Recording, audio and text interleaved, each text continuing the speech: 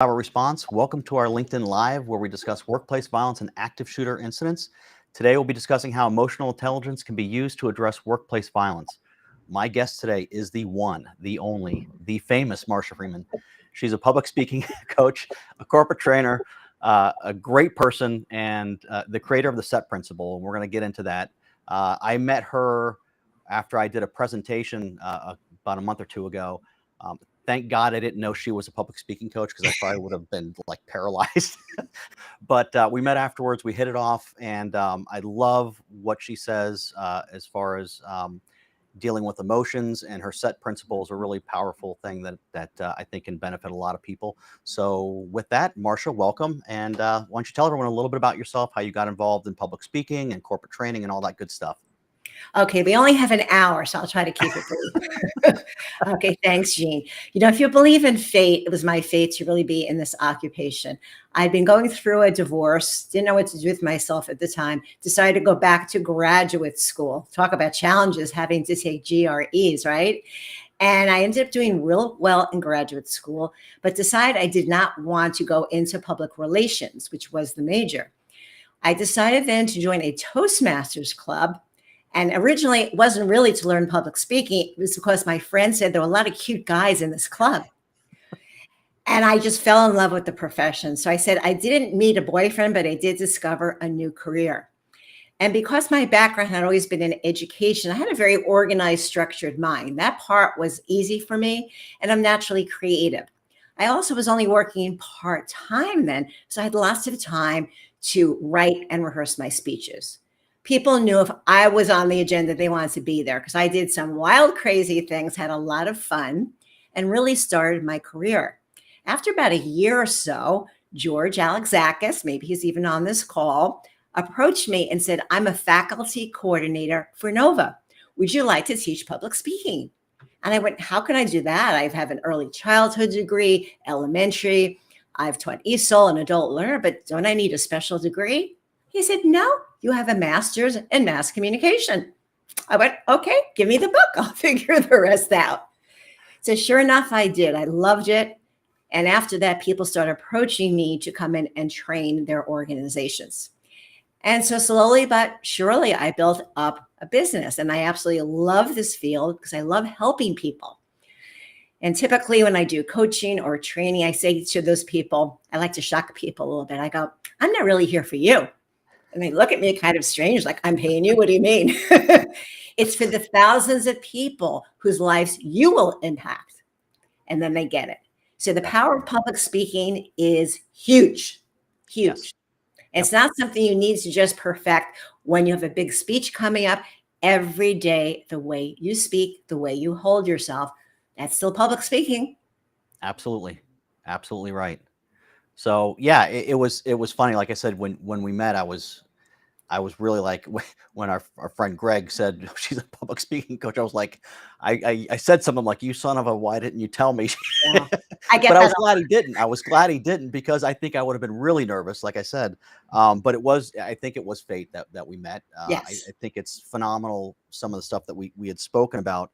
You know, we talk a lot about, part of what we teach is de-escalation techniques. Right. And that was very important to me. It was one of the things, one aspect of our program that we always have is de-escalation techniques, and about how neuroscience and how all that works. And you immediately knew what I was talking about when we got into it, but you gave it a different spin that I hadn't thought of. I was always looking at it as, how do I teach someone who is in a situation where they're dealing with someone where things are starting to escalate a little bit? How do they calm that person down? And you said, yeah, but you're missing the point. You're missing, how do you calm yourself down? Right. And this light bulb went off, and I was like, son of a gun. That was a great. So, and this is where the SET principle comes in, right? Right. It's the missing piece of the puzzle. Yeah. So why don't you tell everyone a little bit about the SET principle and how you came up with it? And I mean, it's really interesting. I'm very fascinated by it. So, and just so that people who are tuning on tuned on because of the emotional intelligence, allow me a moment to catch everybody up on that. So emotional intelligence has really been pretty popular since about 1995. Mm-hmm. And when Daniel Goleman wrote his book on emotional intelligence. And so what we realize now is IQ is great. That's what we always used to be measured on. Mm-hmm. But EQ, the emotional quotient, or EI, is just as important and sometimes even more important. You may have heard stories or even hired an employee who looked great on paper, had a degree from a fancy university, had a very high GPA, graduated with honors, but yet you had to fire the person within a few months because he or she didn't have what we call social skills. So the ability to work with people. And it's so important that Brian Tracy once said that 15% of your success at work is related to your skills, your technical skills. It's 85% really how you work with people. So companies now are interviewing, hiring, promoting really through the lens of this EQ, because they realize you need to collaborate. You need to listen to people. You need to show empathy, which is a big part of it. So just to define emotional intelligence, it has 4 basic parts. You have the self-awareness of my own emotions, and sometimes that's hard to do. Yep. Then it's managing the emotions. The other part is when we're dealing with someone else. So it's called the social skills and the management, meaning if I'm facing you and I see you're upset, I have to tune in on what your body language like, what's your tone, what are the words you're using, and try to show empathy, ask questions, and deal with that. So it's not just about me, my way or the highway. It's how do I interact with you so that we have a win-win outcome. And most people really are never taught this in school. When you think about it, we learn a lot of things like I know, right? archaeology, earth science, that not to knock those fields if anybody listening in happens to be in that field. Yeah. But we're not using it on an everyday basis. So emotional intelligence, the first 2 parts, the self-awareness and the self-management, that's where my program comes in. What happened was, after reading lots of books on the brain, I really was fascinated. If you believe in fate, I was at a fellow trainer's house one day, and her husband says to me, I don't know why, but I have all these books I ordered from Amazon, and something's telling me to give you this book. This was many years ago. So it's Ray Zentis, in case Ray is on there. His wife, Nancy, run the IOD organization. And the book was called This Year I Will. Fulfill a resolution, make a goal come true. And it started to talk about the brain. I went, wow, nobody ever taught me this. And from there went on to read other books like David Rock's book, Your Brain at Work, Difficult Conversations. And over a period of time, I started to chart some of the findings about the brain. And I said, wow, this is really fascinating stuff. So for a while in my training, I would use the words. So in 2015, I went back to check the history of this. In 2015, I started using the words stop, emotions down, thinking up in all of my presentation skills workshops. Because as you know, as a speaker, Gene, and by the way, Gene did a flawless job the night that I did hear him. Thank you. Okay, so I need to return the compliment. That's why I approached him. I was so impressed because very rarely do I get to compliment a speaker that way. Thank you. And so, because when you're in front of a group of people, stuff can happen, right? The computer can crash. Someone asks you a really tough question. And I wanted to help people, my clients, not freeze. And so I was using those words for several years, and everybody really liked it. I talked about the brain. I talked about the limbic system. I talked about the prefrontal cortex, which I'll explain in a minute. But I was only using those terms. So as fate would have it, in 2016, I'm a member of the National Speakers Association, and I was encouraged to trademark my company name, Express Yourself Communications, and my tagline, Changing the World One Presentation at a Time. My brother's an immigration attorney. He referred me to a IP attorney. I had no idea who it would be. As it turned out, Lillian Taylor, and if you're listening, Lillian, hi, she and I became friends. So one night we were out at a concert, and as ladies do, we're hanging around the car just yakking. And I happened to mention, stop, emotions down, thinking up. And her jaw just dropped. She said, Marcia, do you know what you have there? Well, what? Well, I've been using this for quite a while now. She said, I think there are a lot of people out there who may not be speaking in public who could use to learn how to manage their emotions. You need to trademark that. So at first I'm going, oh, great, another $1,000. Okay. Honestly, that was my original thought. Like, I just got trademarking the other, another $1,000. And then when I started to process what you said, and I was very flattered, you said people in call centers, sales account managers, mental health workers, just about everybody who's not just sitting behind a computer all day needs that. So I thought, well, if I'm going to spend this money to trademark it, first I need a name. I need to make it a standalone program. So after a few months, it was really very stressful, I have to admit. Get set, reset, because of the letter set. S for stop, E for emotions down, T for thinking up. Yeah. Okay, set, get set, reset. Everything was taken or too closely aligned to what I was doing. Yep. She said, Marcia, you're going to have to find something after the word set. Like, what? That's impossible. How can I possibly find anything after the word set? So here it is at the set principle. A principle is an enduring truth. So it ends up being the perfect title for the set principle. Yeah, it's great. It's great. And it's funny. I mean, like my mind is just like going a mile a minute right now, thinking of all the stuff you're saying. And, you know, you had mentioned about how in school we don't really learn how to talk. You learn archaeology. That's all. I agree. It's great topics and everything, but not sometimes stuff that you use all the time. But conversation is something that you use always. And that's really what public speaking is. And I have a feeling, my theory is that part of the reason that we're experiencing a lot more workplace violence is that people don't know how to express themselves because we've lost that art of communication. We're not communicating like we used to. People have their hands in their phone, their heads in their phone 24/7, and there's no one-to-one connection. And you learn, you don't pick up on certain things because you're not seeing that, especially if it's a text or an email. You really can't interpret that. You don't know the emotions behind it, and you don't know how someone's feeling when they said it. So it's very hard. And I think our communication skills have gone down, which has created this isolation of people. And that's when you start having all these bad problems happening. So like I said, that was one thing that I was thinking of, but the whole idea of your approach to it is just, it is the missing link to something that I think is very powerful, because, you know, in order to help someone else, you really have to help yourself first. It's like this, like when you're on an airplane and the oxygen goes out, you put it on yourself first before you put it on your kids or your spouse or whatever, because you got to take care of yourself first. And I think that's what you're doing. I think that's what this is first, when it applies to really everything. But from my perspective, from a workplace violence perspective, an employee or anyone that's involved in the situation needs to make sure they're in control first, because that emotion level they have is also going to transfer to somebody else. If they're really high pitched or high anxiety, they're going to feel that, and your other person's going to start to feel that too, and it's going to escalate things. So yeah, I love the idea. I absolutely love the idea.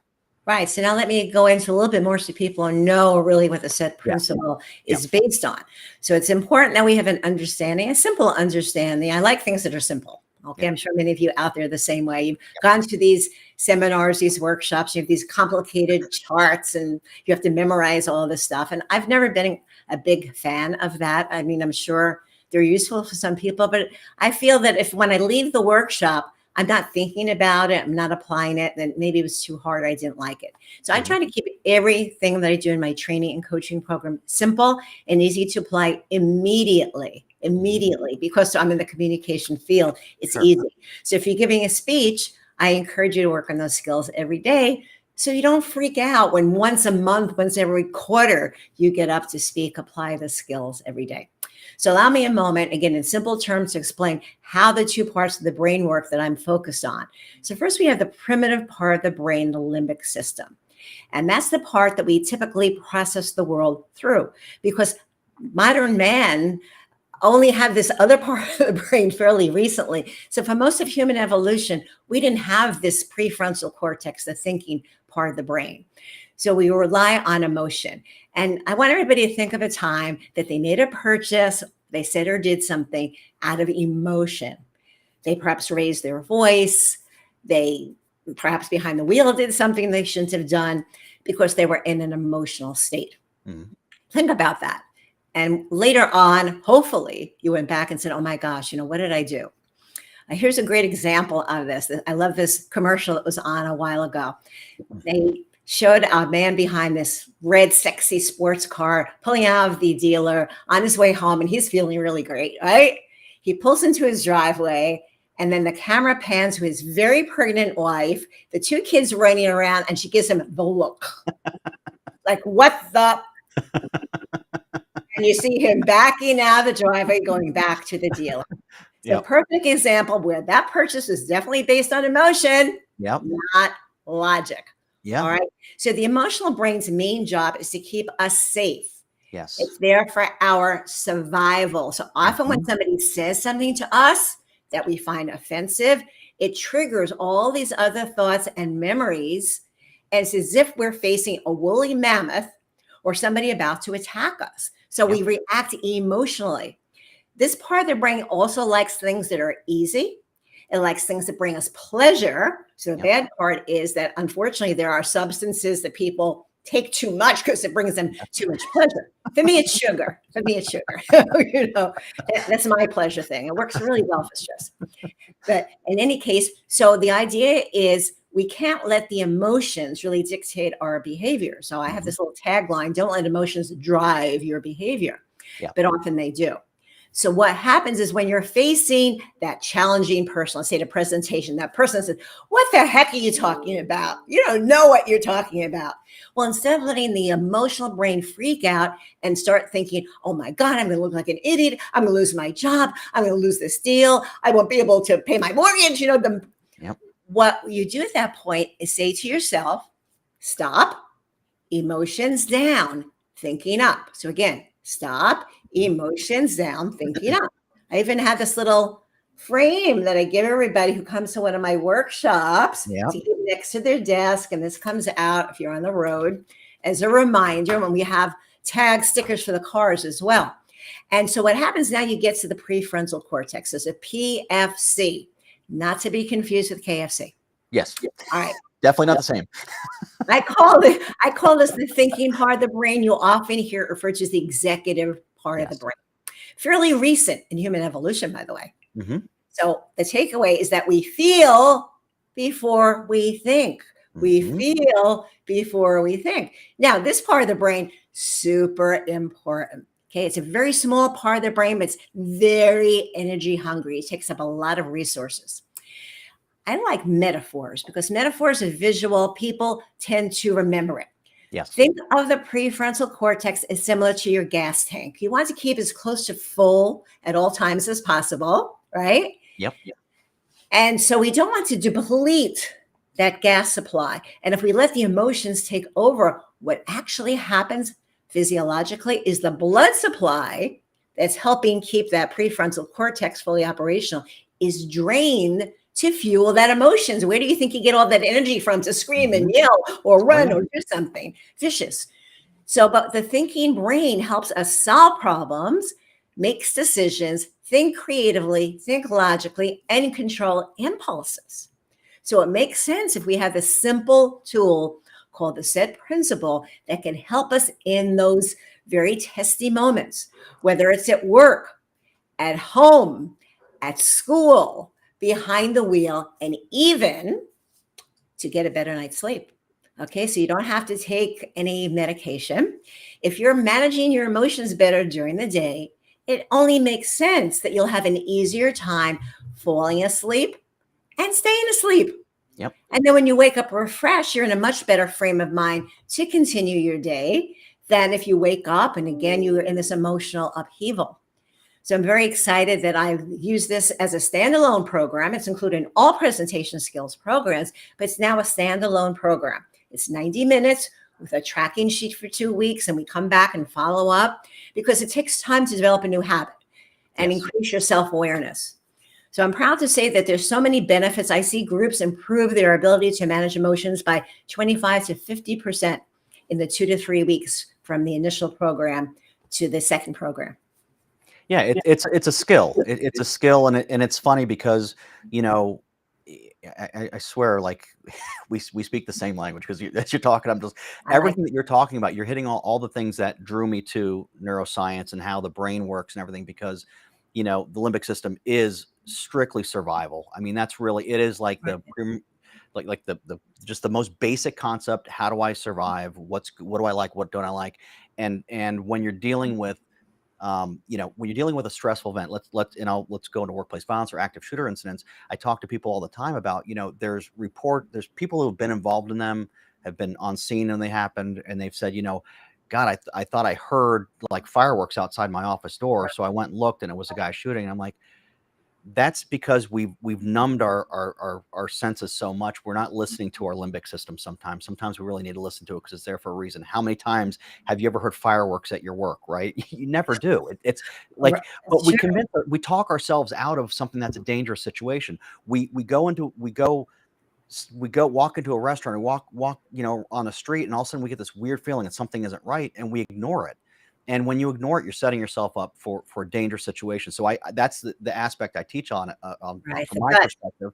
And I Yeah. also talk about how, when you're dealing with someone who is in an angered state, they're in a situation where it is pure limbic. It is all, there's no rationality there, and you can give them all the rational reasons you want. They can't hear it. They are not biologically are not capable of dealing with logic. Your goal when you're de-escalating is helping them cross back over to get to the prefrontal cortex, to get logic coming back in there. And it's hard. That's empathy. It's all that stuff Yeah. that you were kind of talking about. So like I said, like we speak the same language. We're looking at it from different aspects, but it really made sense. Go from yourself first. Make sure you're in the capable, calm mood first. Make sure you're looking at everything logically and you're not letting your emotions control you, and then address it. I think the power of understanding both sides of it is just really important, Yeah. when you're dealing with anything, but especially when you're talking about workplace violence, which is increasing everywhere. Healthcare is the biggest problem that we're having right now. Where just about 75% of all workplace violence across every industry happens in hospitals for the most Wow. part. That's pretty scary. Which is scary, and Yeah. that's been a lot of a focus that we've been working on is dealing with that, and that's why, like, any tool that I'm able to pass on to my clients, I try to. And when I heard you, I was like, ooh, yeah, I got to get you on board, because this is I it's appreciate it. another aspect that I think that you know the more nurses and doctors, and I talk to a lot of, even outside of healthcare, the more people I talk to, they're hungry for a solution. They're looking for something, and I think we try this. Sometimes you focus too much on one area and you're not looking at the bigger picture. And for me, I always say it's about relationships, about talking to people and having that ability to not take things personal. Because again, if someone is in that state, what they're saying really isn't about you. It's about them, and they don't know how to control their emotions. They're afraid. They feel threatened, and you might not be doing anything. It may be something external to you that makes them feel that way. But understanding that helps you stay calm. Understanding that helps you go, all right, well, they're not really a jerk. Maybe I got to help them through this. They didn't learn how to process this kind of stressful incident. And I think that at some point we all go through those points where we probably could do better. Sometimes Oh, myself, but myself it's normal. included. But understanding that is the best part about it, right? You understand, okay, all right, and like I said, stop, emotions down. Like I love it. Right. It's a great Listen, idea. just because I created this program doesn't mean that, there aren't challenges or difficult people in my life. So here are a couple of examples, just recent examples. About a month ago, I decided to clean up stuff on my desktop. I don't know, I got in this mood I have too much stuff. Yeah. And then I went to my Outlook and I said, gee, it looks like I have 2 folders at each of all my contacts. I'll delete one. Big mistake, as Julia Roberts said in Pretty Woman. Big mistake, really big, huge. All of my contacts for 22 years. So I had to use the set principle. I'm in my home office. I'm saying out loud, stop, emotions down, thinking up. Okay, thinking brain. My thinking brain said, get away from your computer as quickly as you can. Do not touch anything. You'll make it worse. Yep. I went away, call up Ray, my computer guy. Ray, come help me. See, he got on TeamViewer, and of course, he got everything back. But normally I'd be breaking out in sweat. I'd be pacing, calling up my best friend. Oh my God, I can't believe what I just did. Right? Yeah. And so I have a few quotes from people who attended my workshop. One woman, very interesting, from the Department of Transportation, who wrote me. And she said that her MO used to be just screaming and yelling. And she said, now I have control. I handle things logically. I was thrilled. Probably have a happier marriage, Right. a safer driver, and a senior VP I'm working with. As soon as he learned about the set principle, he said, oh my God, I already use it with my wife at home behind the wheel. And when his sales reps are bent out of shape, he said he has to stay calm in order to calm them down to get to the root of the issue. And then just this week, I was pulling out my single car garage, and there was a UPS truck parked way too close to the middle of the road. And unfortunately, I hit it. I was on my way to an appointment, had to call up and cancel. So I had to use the set principle, stay calm. Okay, call up the person, cancel the appointment. have to handle the driver. And unfortunately, it's probably still going to be my fault. But when you're coming out of a single car garage, you have to make quite a big turn. He was 5 feet away from the curb. Yeah. So anyway, that's another story. But I have to stay calm to deal with the police report, not yelling at the guy, just dealing with it calmly. These are facts. It's not you as a person. It's what you did or didn't do. As it turned out, UPS's rules, they could park just right where he was. Yeah. All the time I have to use the set principle. Friends, relatives. I mean, there's really no end. If you own a home, there's always something breaking, another big expense you didn't count on. I just had to renew my homeowner's insurance. Trust me, today I was like, everybody in Florida. Yeah, it's smart. And I had an appointment. I had somebody walk in right when I paid for it. And he looked at me and I said, "Don't ask." I'm doing good though. Come on. Well, guess what? I pulled out and had that accident. It was 2 weeks after I had switched my auto policy. I'm sure the new company was really thrilled. Yeah. I won't mention them. I'm sure they were thrilled with that. Yeah. But it's like I said, it's interesting and the other idea or the concept of it is that it's a 3-step process. And I still to this day don't remember where I learned this, but I was told a long time ago that the human brain really has the ability to focus on 3 things at a time. That's about it. Right, so if you think about what number do you call when you need to have an emergency? 911. What happens if you catch on fire? Stop, drop, and roll. Like what's the alphabet? The ABCs. Like you think of these things in 3s, and you have the set principle. So you have the 3 steps. So it's like I don't know if you did it by design or how it just happened that way. Either way, great job. Plan, but it just came out because the idea was at that moment when you're facing that difficult person or the car cutting you off, you just need to really stop. Because remember, you only have, by the way, 2 seconds or less to veto the emotion. Taking over. So it's a very short window of time. Same thing when you see a piece of chocolate, impulse to action, very short window of time, as most of us unfortunately know. And so this could be used in lots and lots and lots of situations. So again, right now I do it as a standalone program for customer service, for sales account managers.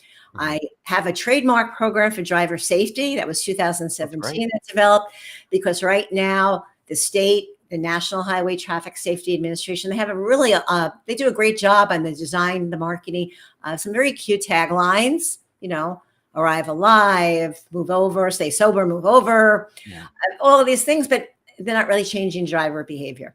So I feel that when you learn the set principle, it can really help manage your emotions before you get in the car. And you really shouldn't get in a car if you just had a fight with somebody. You really shouldn't even get in the car, right? Yep.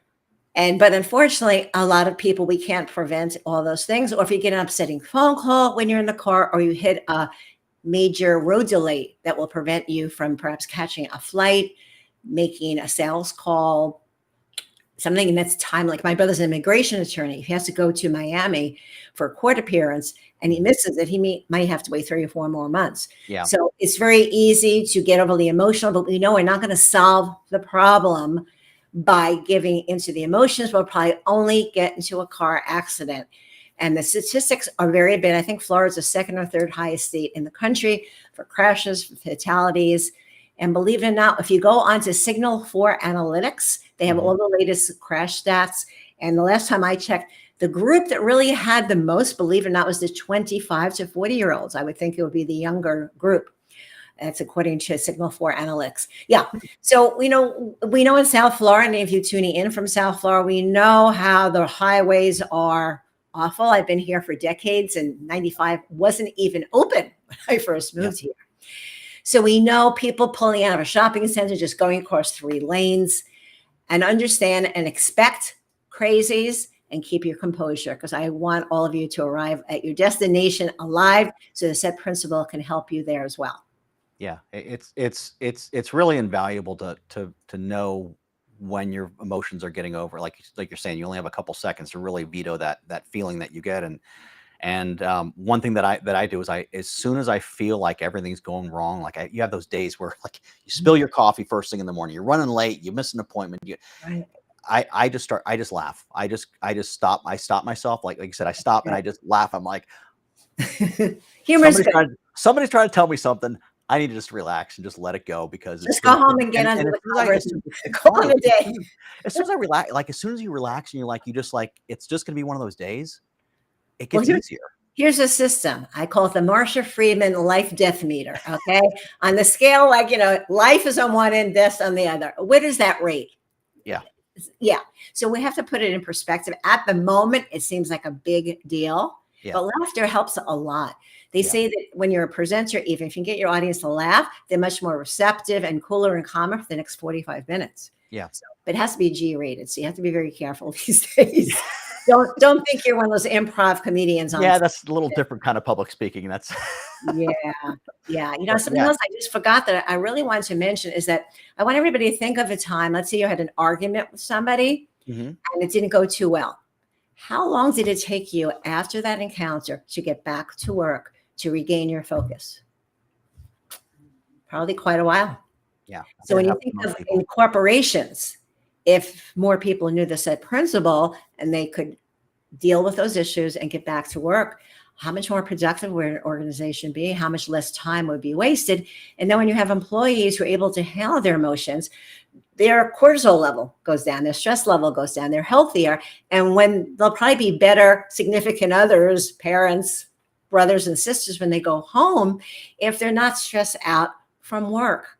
So it just makes so much sense. So I'm writing a book right now on the set principle. I don't know when it'll be done, but I'm about halfway done. So it'll talk about the neuroscience, how to use it at work, at home, school, and behind the wheel. And I'll be sharing some of the stories from people who've gone through the program. And I really hope it's going to go nationwide.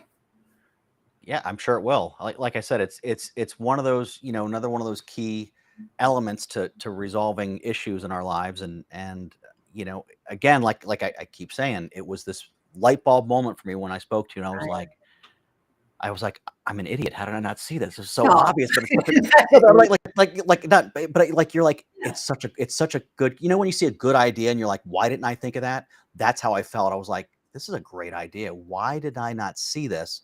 Understanding that with my experience and understanding about limbic, like I understand all of that. How did I miss that component? And I was like, you're very smart. I like this. So it was Thank great. you. No, I appreciate that. And you are as well, because what you're doing can really help to save lives.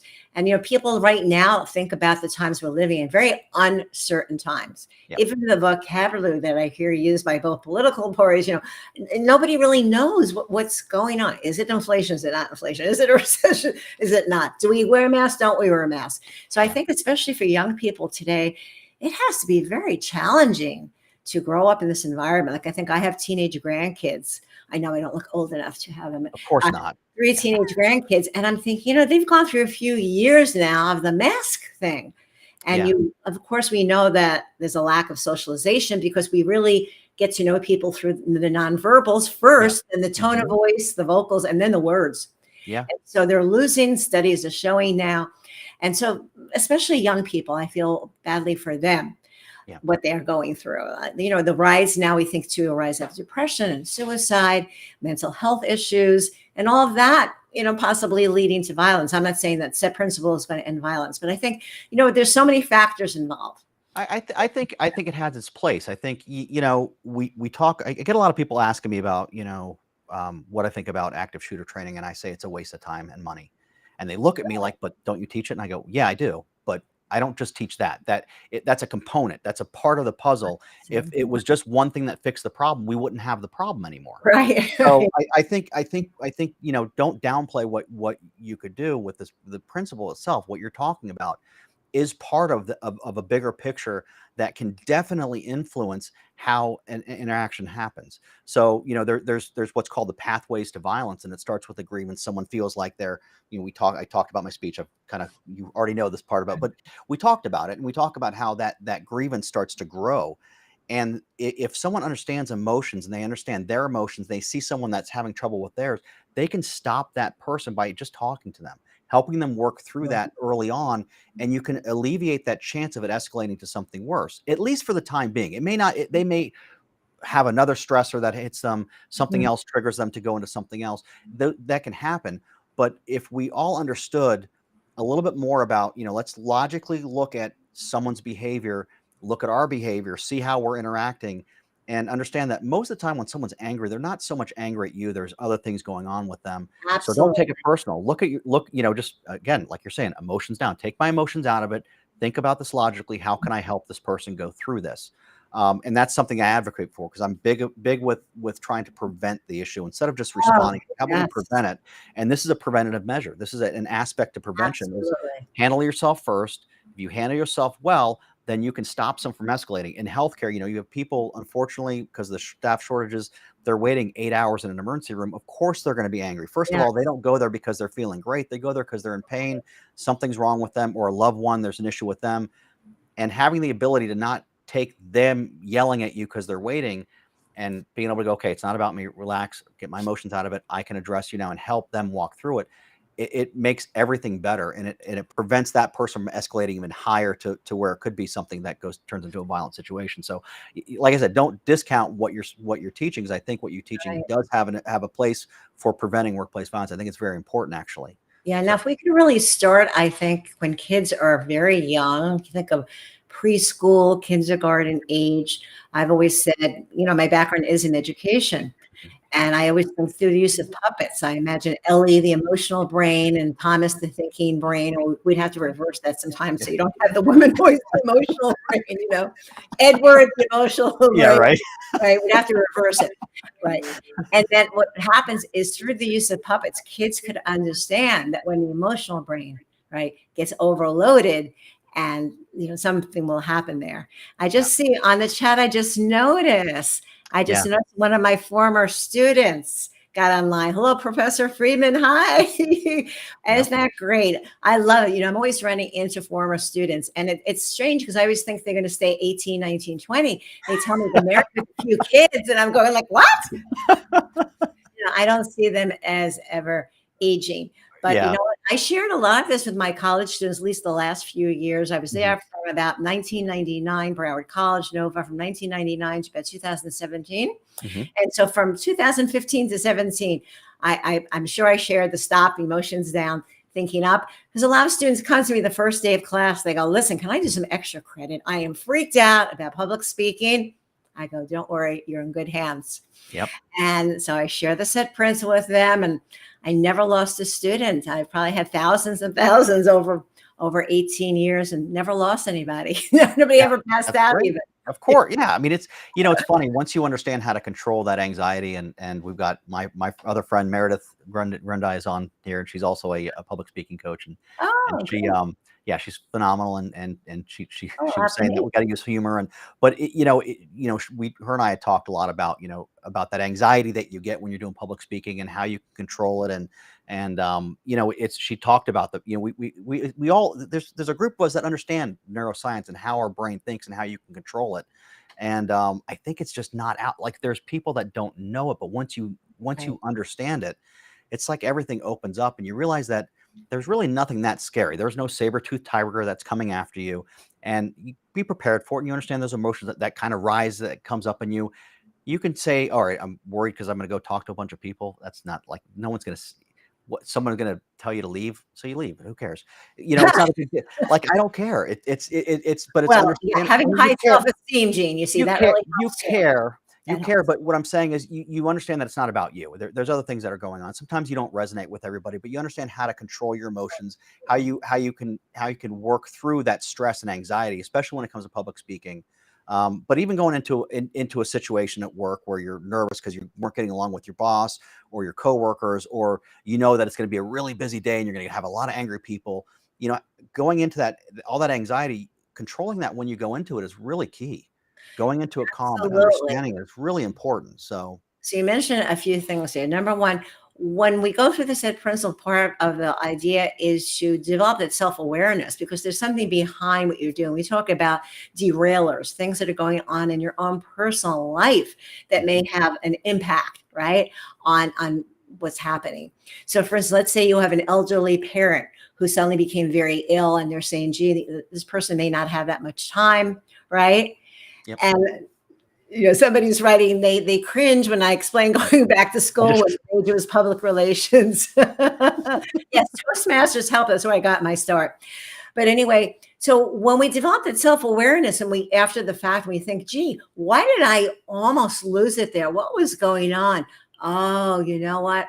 I was under a lot of pressure because my mom was sick. And so I think it's important to do that self-reflection. That's really part of emotional intelligence, is developing that self-awareness. That's why when I do a standalone program in it, Jean, I do a 90-minute program. I ask people to objectively rate their ability to manage their emotions. And I always say, imagine your friends, family, your teammates, and boss were sitting in the room. How would they rate you? So you want to be objective. That's exactly right. That's how you have to ask it. Yep. Right. Then I give them a little sheet, and we're going to eventually do it online. I've been told people don't do paper anymore. You got to do Google Docs. Okay. So I'll switch to Google Docs. And I like people to make entries a couple of times a day. So enter some of those challenging situations or difficult people. What time of the day was it? What day of the week? Because sometimes there's a pattern. Did you use the set principle?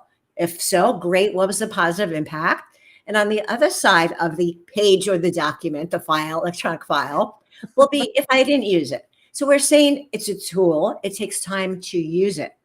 And so it develops the self-awareness and what would have been the positive outcome if you had used the set principle. So now when people come back and we do a little bit of a shorter program, about 60 minutes, we debrief. And often there's a pattern. People may see, oh, I see 3 o'clock in the afternoon. Boy, I've got a lot of entries here where I was really not doing well. Okay, what's happening at 3 o'clock? And then we could talk about their behaviors, their actions at work, what's going on. What happens is when you've used the set principle for a while, it becomes a habit, a tool like anything else. It goes into the part of the brain called the basal ganglia.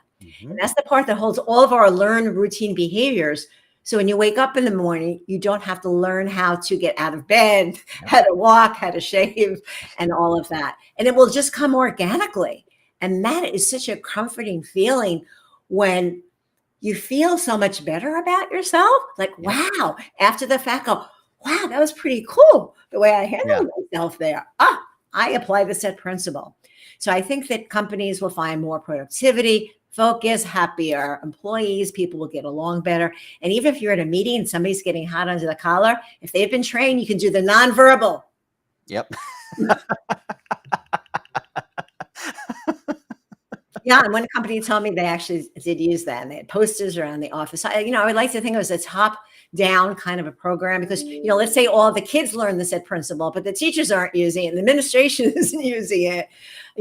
Well, I like to think that everybody could learn it. Yeah. It's funny that you just mentioned top-down principle when you're talking about training, because there's studies that are out there, specific to active shooter and leadership and things like that, and they found very, very easily found that when you don't have leadership that supports the programs for training on workplace violence, active shooter, whatever it is, the employees won't take it seriously either, which means they don't retain the information. Which means that when it comes to active shooter, they may not know what to do. And there's incidences where they've had training, a couple weeks before an incident happened at their location, and there were people that really just stood there and did not know what to do and lost their lives because they weren't paying attention.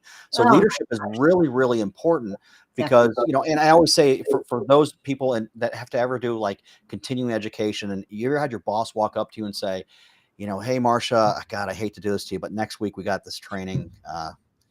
It's going to be like 4 hours. Please be on time and just try to stay awake and don't cause any problems. What are you going to think? You're going to think, oh, this is not serious. Whereas if they come to you and say, hey, listen, we got a great program that's coming up next week. Be on time. It's going to be a lot of fun. We're all going to be there. And I think it's going to make us all better employees and work together better, productivity. It's just going to be, it's good for all of us. You change that mindset. And that's how important. I think a lot of people that are in higher up positions, they've got a lot of pressures on them, especially these days with supply chain issues and inflation, like all staff. Can't find employees, right? Yeah. So, I mean, they've got all these other things to do, but they've got to realize the importance of their attitude. And that's the hardest part, heavy is the head that wears the crown kind of thing. You have to be able to work past that yourself. So even for them, having the ability to go, all right, get my emotions out of here. Be logical about this. Let me address this. Because you don't know how important it is. You don't know the influence that you have on someone's life. Just like you're talking about when you talk about how you tell people, I'm not here for you kind of thing, when you're talking about that's it. You don't, when you're teaching someone that what their message is really can change lives in ways that they may never realize. They may know they may not know what they've done to somebody to change their day in one way or another because of the way they handled it. So I think that leadership needs to understand that that's really especially true for them. And really more important in times like this, when there's a lot of uncertainty, where we don't know where the economy's going, we don't know how we're going to get staffing, all these things. That's really the time when you got to be the strongest and say, hey, we're all in this together. We're going to, and mean it. You can't just say it. It can't be lip service. You have to really mean it. And when it comes to these kind of training programs, they got to stand behind them and really be actively involved, because I think that really will give the employees the opportunity to really change the environment of their organization and make it a better place, no matter what kind of environment it is. If things are really bad, short-staffed, they know how to deal with it, it's going to be better off. So yeah, I think it's great. Well, great leaders actually have high IQ. So let's think of someone like Elon Musk. I'm sure everybody agrees the man's a genius. Right? Yeah, high IQ. But he's also known to have high EQ. So we call it EI or EQ. Okay, and here's an example that I was so impressed when I read about it. It turned out there were several accidents in the auto building on the factory. And when he heard about it, he personally wrote to each of the employees saying, I am so sorry. I care about each and every one of you. Feel terrible about it. He said, I want you to write me. I'm going to meet you at the plant, and I want to do that job that you were doing and find out what the problem is so we can fix it. So that's high EQ. Years ago, I had the pleasure of meeting Bob Danzig, who was the head of Hearst Publications for many years. And he was down here seasonally. And we'd walk on the beach, we'd hang out together. And for the years that he was CEO, he had to take a train from New Jersey into Manhattan every day. And he took the time to write handwritten thank you notes to the spouses of the employees. And he would send flowers to the spouses thanking them. And then I read about a former CEO of PepsiCo, who she's from India. She became the head of PepsiCo. When she went back to India, lots of people came to visit, but they hardly said anything to her. They said hi, and they were praising the parents for doing such a wonderful job of raising her. And she thought, wow, I should really thank the parents of my executives. And when she did that, thank you for raising such a wonderful human being who's a valuable employee. The employees came back and said, my parents said that was the best thing that ever happened to them. Yeah. You think those employees will hang around? Of course they will. That builds that loyalty and it builds that teamwork. And yeah, I mean, leadership, gosh, we could talk hours about leadership. But it's really important these days. About that. They don't think about the empathy, the listening, putting yourself, like what Elon Musk said, he put himself in the position of that other person. What would it be like to be injured? And they're just showing that he cares. I mean, he works, 80 hours a week. The fact that he would go and do that and be sincere about it. Can't be a phony, fake act. Yeah, and that's the thing. You can't just say you care, but you have to actually really do care. And people know, and they know. I mean, I think we've all had those supervisors or executives that you've worked for at any level that you're like, I would never want to work with them again. And then you have the people that you would follow into a fire if they asked you to do that, because they were so good to you. They helped you grow in your position. They were always looking out for the good of everybody, not just one aspect of the business. It was really, trying to make everyone happy, not happy, but successful. I would probably say the better word. Right. So yeah, it's amazing. Leadership plays a huge role into it. I think right now, like I said, more important than ever, it's really important that leaders start to embrace that responsibility that they have, get the programs that are needed to help people work through these emotions. Because I think right now we are facing an issue where people, like I said, they've been raised in an environment where, like you're saying, have masks for years. Like I couldn't even imagine that. But they've been raised where they're in front of a computer more than they're face to face with people. And we lose that ability to communicate and establish relationships that are meaningful and connect with someone on a level to where you understand emotions and you understand how everything works, and you're able to navigate those difficult situations, those conversations, those weird things that sometimes happen. I think we're missing that. So I think that leadership should be looking for those opportunities to improve that for their employees. And I think your program is one of those things that definitely is Definitely. helpful. Thank you. Well, studies show that people stay at places of employment if they feel valued, they feel important. And so, of course, money, you need enough money to pay your bills, but Yep. people will tend to not leave for just a little bit more money, let's say, because they're going to take a risk, that atmosphere, that corporate culture. So if you're at your job, I mean, I work for myself, so I only have to deal with myself for better or worse. Why did you do that, Marcia? Yeah, right. Right. So I have to beat myself up occasionally, verbally, Yeah. right? But people want to feel good. They're working 8-10 hours a day, those especially who are going back live. And remote has its challenges as well. Sometimes Yeah. there's a lot of misinterpretation if you're sending a lot of text messages. So I'm including that in my book, by the way. What you do when you have emails and you're trying to read between the lines, which is bad. See, at least we have this now. We have the virtual platforms, but there's still nothing like the real thing, baby. So There isn't. There isn't. Yeah, and we don't like. I don't. Our training, we don't do any training on Zoom or any of those things. We won't do it because there is a huge disconnect when you're not in front of somebody face to face. You really miss that. Even though, like right now, we're having a lively conversation, really good. I love it. But if we were sitting across the table from each other, there would be a more of a connection. You know, and it's just that's how it is, because you can feel someone's energy a lot more when you're with them or in front of them. Like you're saying, when you're doing public speaking, you're in front of a group of people. You know the energies that's in the room, and you know when they're starting to dive a little bit, and you got to bring it back up a little bit, or if you connected and something resonated, you know that you've got them. It's hard to do that when you're on a computer, and you also don't know what they're doing. Oh, my camera's not working. Videos are off sometimes, right? Yeah, my video's not working, and meanwhile they're not even listening. Yeah. So you're missing that. So it has its place, but I think and there's certain types of things like this where you're really trying to get somebody on more than just a job specific level, more on a life skills level. I think it's important to do it in person. So right. So people typically say, you're very passionate about what you do. And I think that transmits hopefully now, but even more so when I'm standing just a couple of feet away from you. That's a special field of energy exchange that we have. Yeah, nothing can duplicate that. And it's a great feeling for everybody, because when you connect, when you can see the color of someone's eyes, I always say, you don't want to be so close that they go, oh, a little bit too much. But that public space, a couple of feet away, so you can see the color of their eyes. Something very special happens. Something very magical. And that's why I like public speaking, because I like that when that connection happens, it's a great feeling, and you feel like you've made friends with a whole crowd of people, and it's fun. It's definitely a fun thing. I know people hate public speaking, but there's no such thing. By the way, there's no such thing as the fear of public speaking. You know what it is? What? It's the fear of being judged and rejected and failing, because we're all speaking all the time. Right.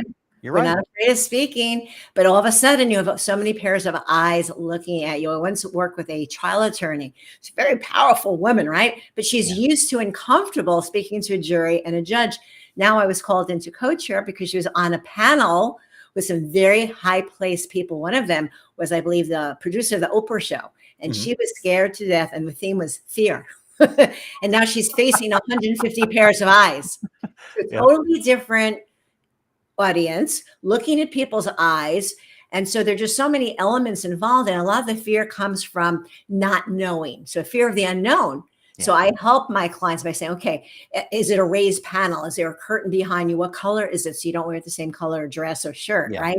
But what's the speaking order? How much time do you have? Can you make it interactive? So the more that we know, the more we know about a situation and the people and what they hope to get out of it, what the benefits are to them, the more prepared and eager we are to share that information. So when you really feel great about your information, I say it's like you're having an out-of-body experience. Yes. Right? So right now, even though it is, virtual and all that, I feel like I'm not in my physical body. I'm extending it to all of you who are listening now on LinkedIn Live.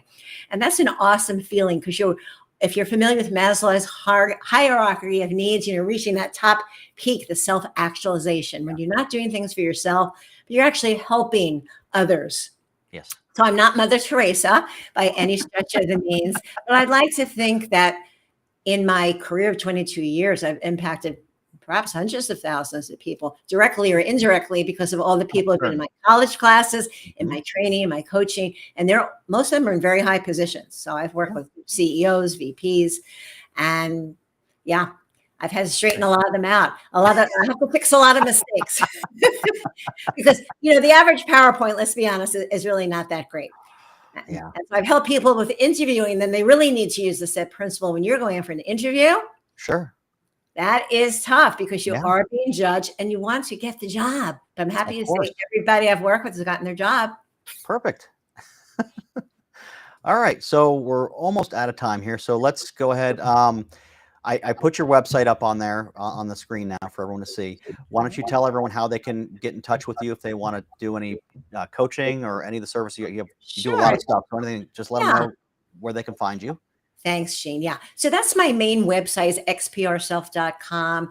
Now, there's also another website, the SET Principle. So you've all heard about the SET Principle today. It will connect from this site, but if you just want to go straight to the SET Principle, and it's not your high school principal, it's the principle that's an enduring truth, PLE. Although I think I did buy all those domains knowing people would mess up. Okay. Yeah. I'm trying to have it all covered, right? Right. So if you go to the SET Principle, you see there are pages for customer service, for students, for driver safety. Again, it can be used for just about anything. Saving money on workers' compensation, right? Often you have employees who are driving company cars or as part of their job. Guess what? If they get in a car accident, you're out of an employee for a while and you're going to pick up the tab for workers' comp. Yep. So I'm available for group training. It could be presentation skills. It could be executive presence. And then I work with coachees. People who either have a fear, they have insecurities, they want to move up the ranks, they want to work on their presentation skills or their interpersonal skills. So any and all of that is my area. So I work with other people who do leadership in other areas, but that's not my focus directly. Indirectly, yes, I work with leaders, but typically more on their mindset, creating their messaging and delivering it. Okay, perfect. And anyone that needs any workplace violence information or training, I'm always here on LinkedIn. Just check out my profile. You can also find me at survivalresponse.com. Sorry, survivalresponsellc.com. LLC, right. I changed it. Yeah, I always forget the LLC. But yeah, so I appreciate it. I think it was a great conversation. I'm so glad that we had a chance to do this. Thank you. Anything else you want to add? I'm flattered. You know, if anyone wants my email address, it's M for Marcia, easy enough to remember, Freedman, FREEDMAN at xprself.com. That's on the screen. There you so go. Feel free to reach out, consultation, whatever, run it by me. I'm happy to help. Perfect. All right. Thank you all for listening. Thank Take care. you. Be safe. Bye.